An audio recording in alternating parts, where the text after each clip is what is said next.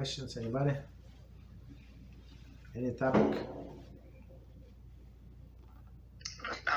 About the Hamotzi blessing.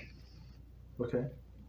So does bread covers all of the foods after we eat? For sure, one side of bread or even a crumb of bread will cover immediately everything. No. Only a person eat if he plans to eat Kezayis. So it's normal for him to eat Kezayis. So meaning what?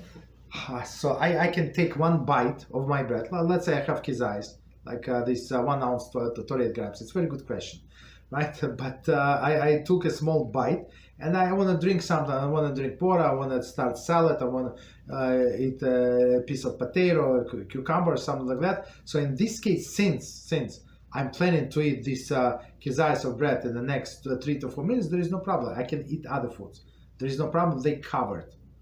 Right, but our sages teach us to be careful, right, and careful, and do not start any other foods until you eat this Kezayis. So that's why it's proper. Don't touch other foods. You eat Kezayis of bread, and then you eat all other foods. There is no problem.